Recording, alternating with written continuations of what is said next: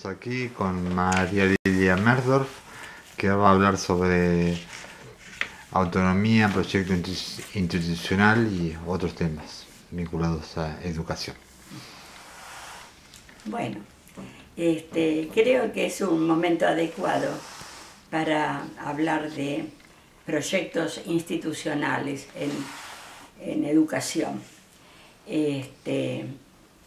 porque tiene una vigencia muy importante que en ningún momento se debió abandonar, en el sentido concreto de su realización, porque muchas veces se mencionan los proyectos institucionales, pero no se ven sus concreciones, ¿no?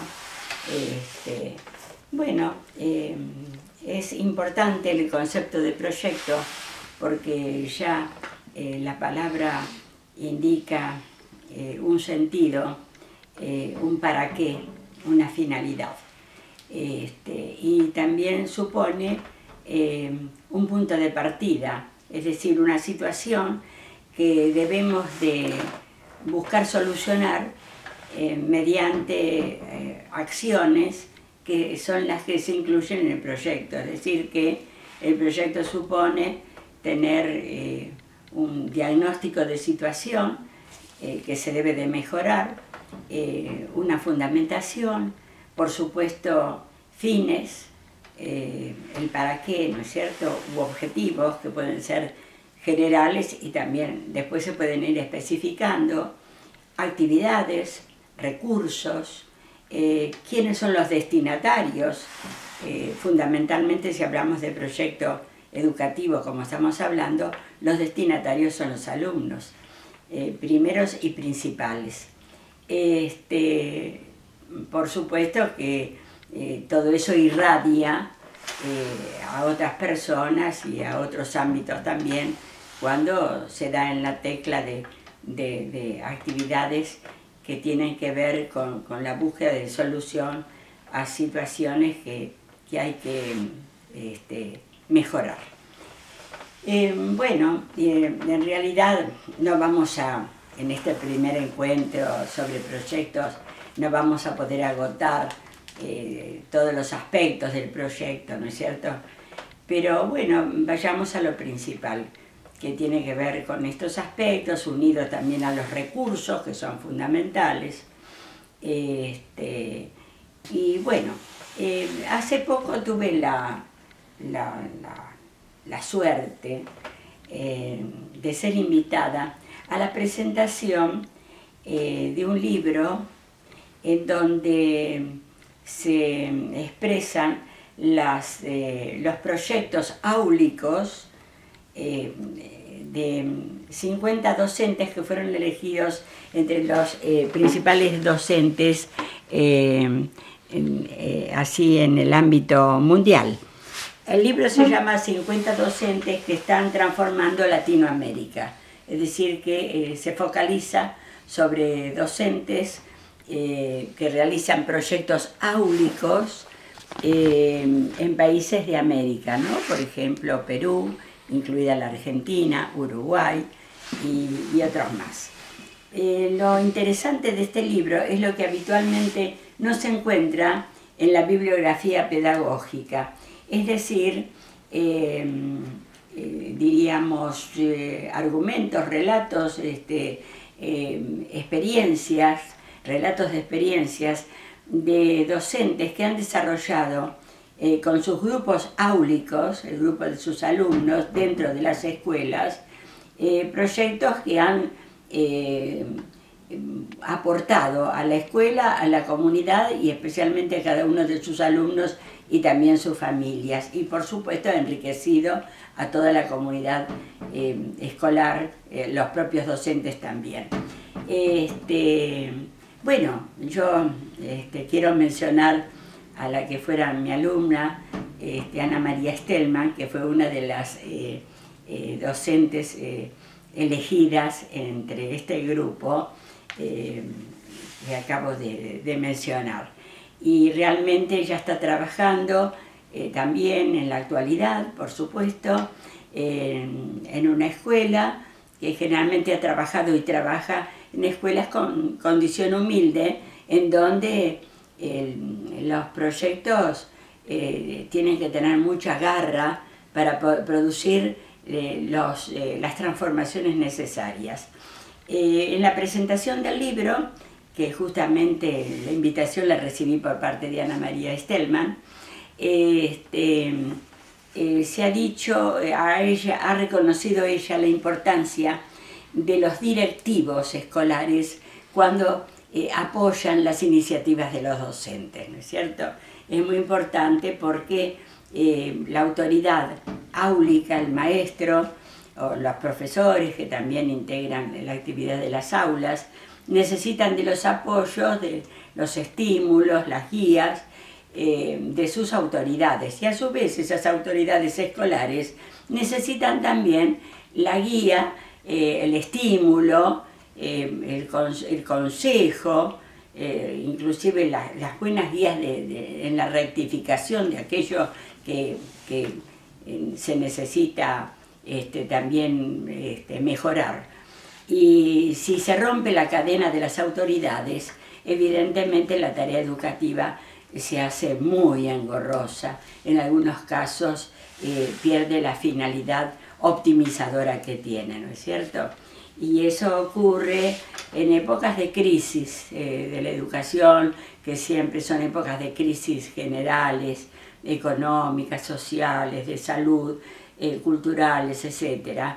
Y desgraciadamente debemos de, no sé si desgraciadamente o realísticamente, debemos de reconocer que estamos en un momento así crítico, pero que tenemos que tener la visión y la fuerza de ánimo y de voluntad para salir adelante, fundamentalmente en pos de las generaciones de niños, adolescentes y jóvenes, que son la continuidad de nuestro devenir en la vida, ¿no es cierto?, en la vida total. Así que bueno, la editorial que ha editado este libro es Santillana. Yo creo que prontamente, si no ya, debe de estar en las librerías. Yo he tenido el privilegio de recibirlo en este acto que se hizo hace poquito en el Complejo Cultural de Islas Malvinas, y donde he tenido la suerte de encontrarme con muchas personas que valoran la educación de la mejor manera. Entre ellas la Fundación Barqui, que también organizó este acto. Y ni contar la participación de una soprano que tiene el mismo apellido que la docente Ana María Stellman, con una voz maravillosa que le dio un broche de oro al acto.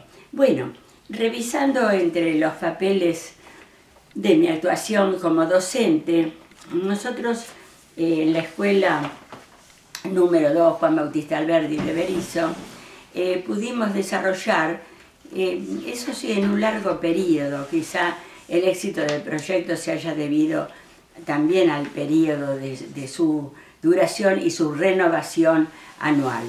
El proyecto se llamaba Educación Realidad y tomaba como fuente principal de aprendizajes la experiencia directa. Por supuesto, sin posponer aspectos de la búsqueda de investigación bibliográfica y otros recursos, pero se utilizaba mucho la visita, la salida, ¿no?, el contacto de los niños con las realidades que tenían que estudiar. Y por supuesto lo hacíamos graduándolo de acuerdo a sus intereses y a sus niveles, diríamos, psicoevolutivos, porque sabemos que los niños varían en su evolución y su crecimiento, varían también sus intereses. Por eso que los más chiquitos, se tomaban los aspectos más cercanos a ellos, propios de la escuela o del barrio.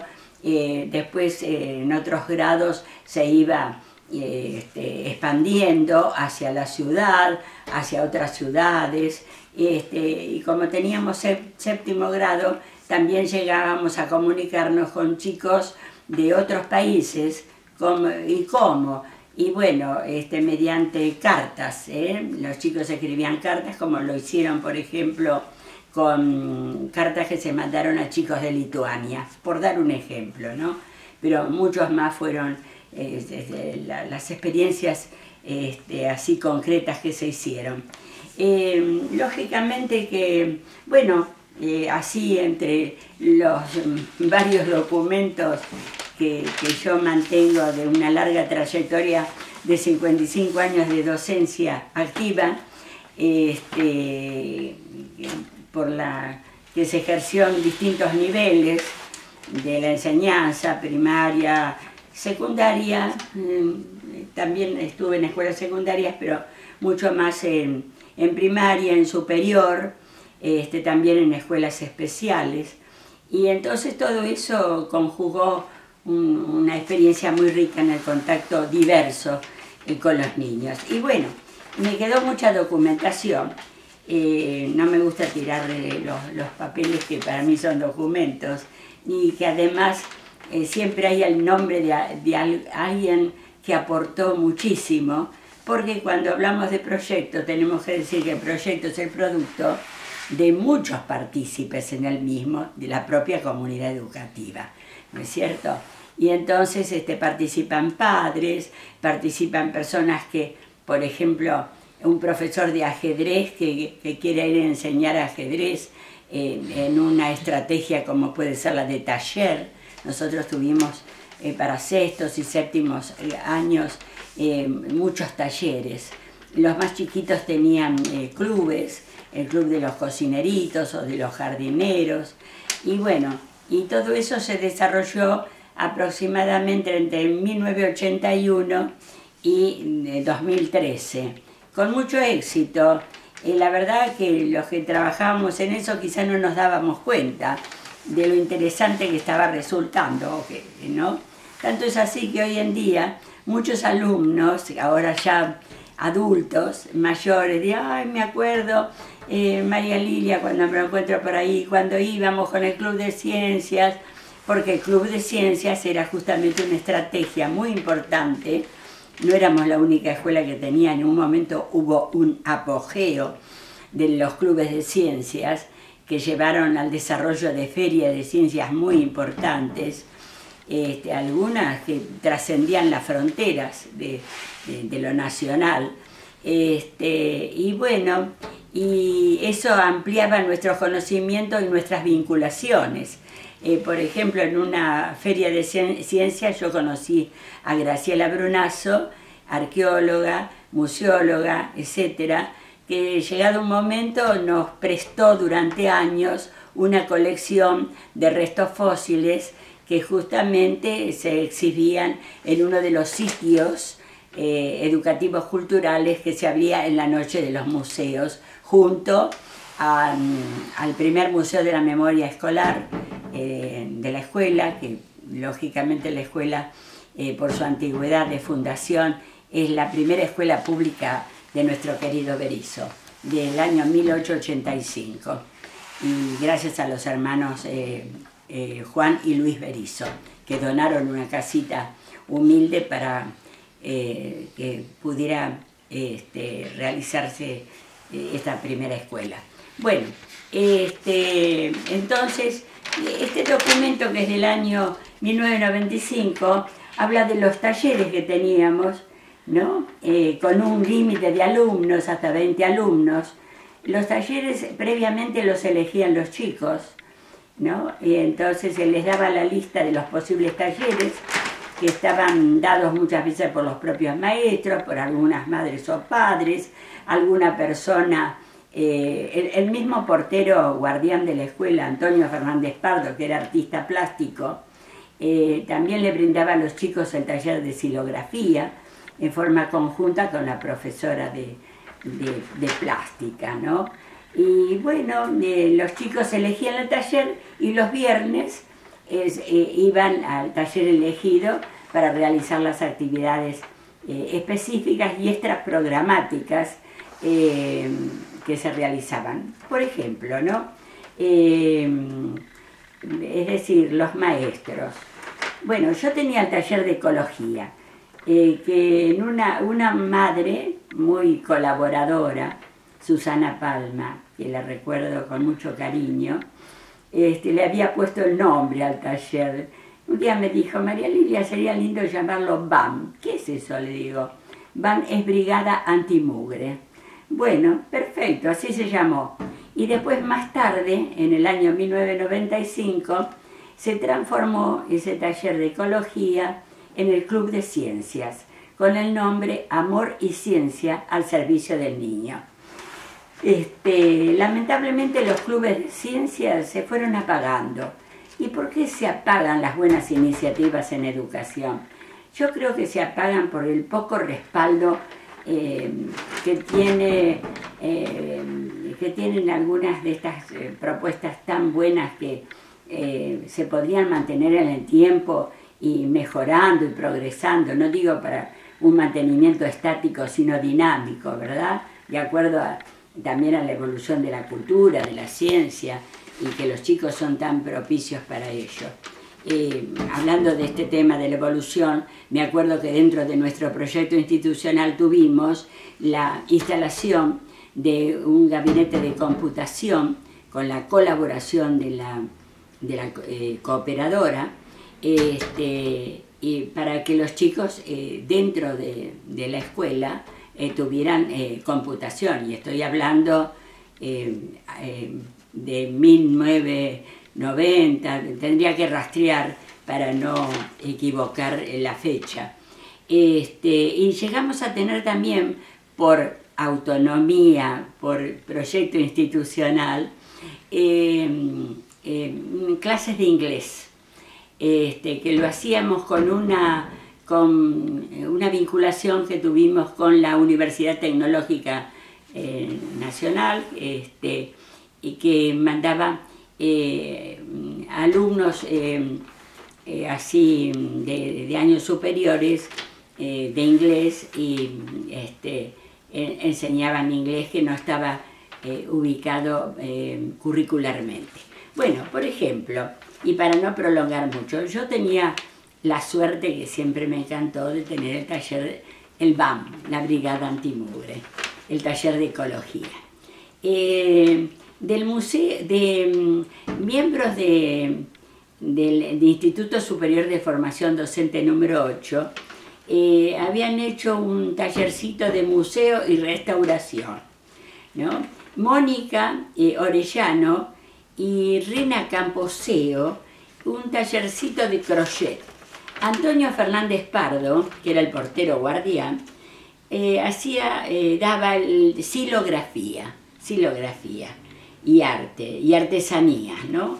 Es decir, la técnica de silografía es una técnica como si fuera de grabado. Se talla madera, se hace como un bajo relieve, se le pasa una tinta especial y se hacen varias copias. A los chicos les encantaba. Nora Asen y Elsa Doglio tenían un tallercito de cocina. Ana María Iriarte y María Marta, la bibliotecaria, también con Hugo Baldoni, un muchacho que realmente sabía mucho de medios audiovisuales, daban el taller de medios de comunicación, ¿no? Comunicación, radio y TV. Tanto es así que salía con los chicos a grabar, a filmar, y hacían un programa para el Canal 5. Se lo llevaba, como se dice, enlatado, es decir, ya hecho, y el canal lo pasaba los jueves y creo que los sábados, no recuerdo bien. Liliana Chible y Eglandina Fargeta se ocuparon de revista y medios de comunicación también.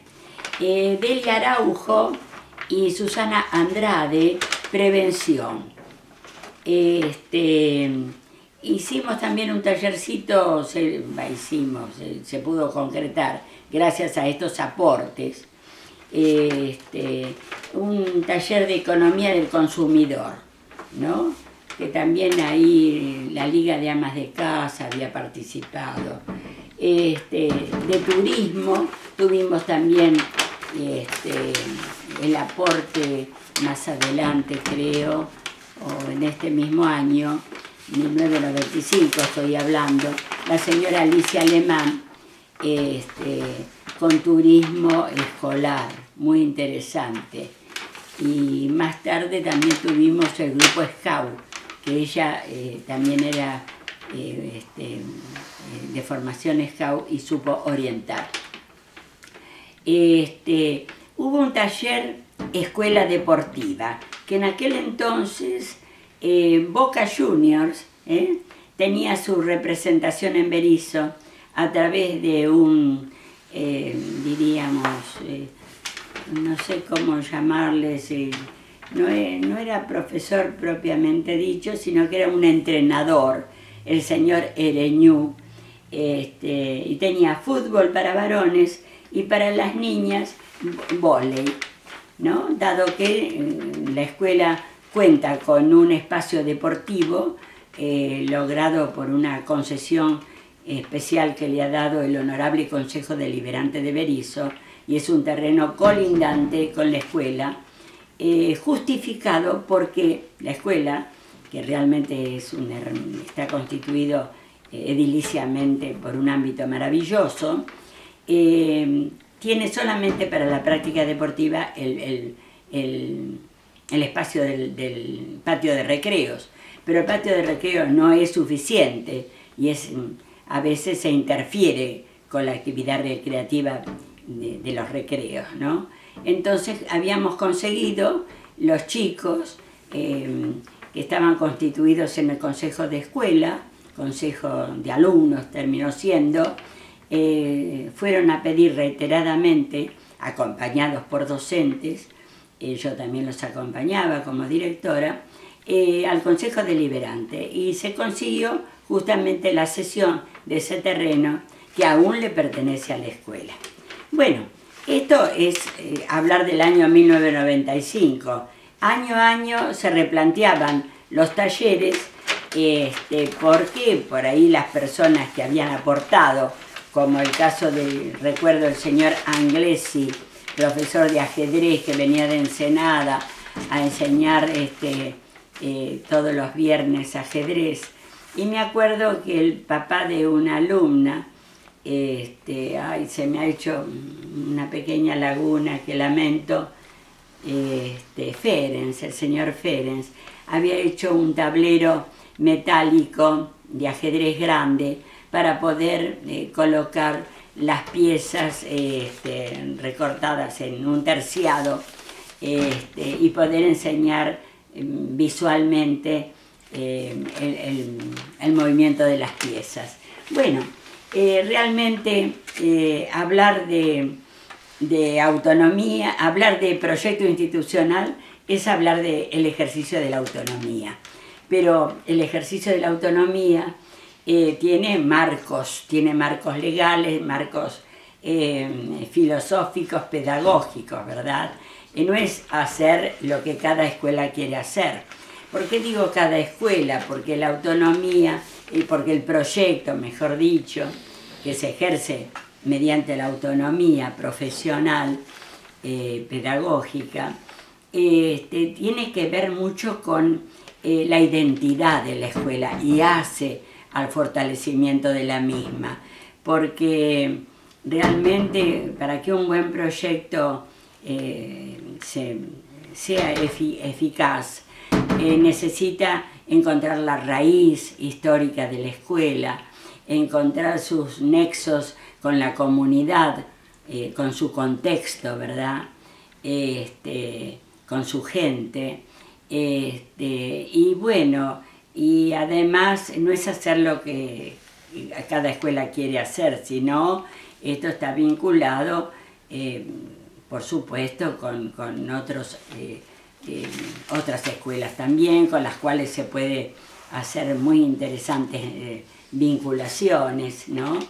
O articulaciones, que es una palabra que todavía se sigue usando y que realmente hay que seguir efectivizándola de acuerdo a las posibilidades concretas de esa articulación, ¿verdad? Así que vuelvo a decir que hablar de proyecto es hablar de autonomía, y hablar de autonomía es hablar de profesión docente, porque es un interjuego entre la creatividad y las normas legales que otorgan la ley de educación, y bueno, sobre la base de la ley suprema que es la Constitución Nacional, ¿verdad? Y el derecho sagrado de la educación. Así que bueno, hoy no quiero extenderme demasiado, pero estoy tratando de reflotar, y gracias al estímulo que me produjo esta invitación por parte de una ex alumna, que hoy está distinguida como una de las mejores docentes, que a mí me honra, realmente me pone muy, muy contenta, y me estimula.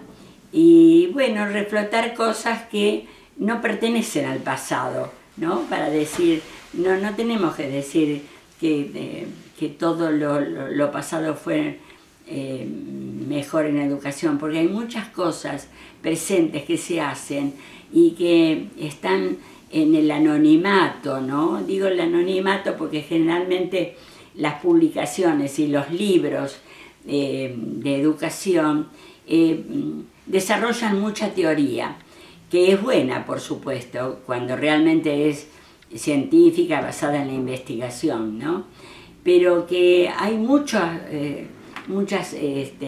actividades, desarrollos, proyectos, cosas que hacen los docentes, que también dan para teoría, ¿no es cierto? Es decir, alimentan una teoría que tiene que llegar a los libros para ser conocida, primero por los docentes, los futuros docentes, y también por padres, y todo el que tenga real interés políticos, que sean patriotas, que sean patrióticos,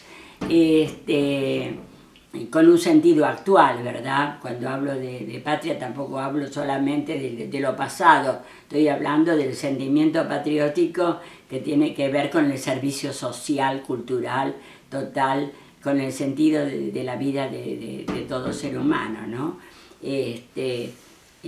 Porque no es simplemente levantar una banderita, ¿no? Cuando, qué sé yo, en algunos eventos, y después nos olvidamos de la banderita hay que llevarla en el corazón y traducirla en las acciones para que la patria realmente no se reduzca y siga siendo una patria como la soñaron aquellos que la hicieron de alguna manera, ¿no? Con su vida, con sus bienes, con todo su ser. Bueno, así que por hoy basta, ¿eh? Hasta la próxima. Gracias.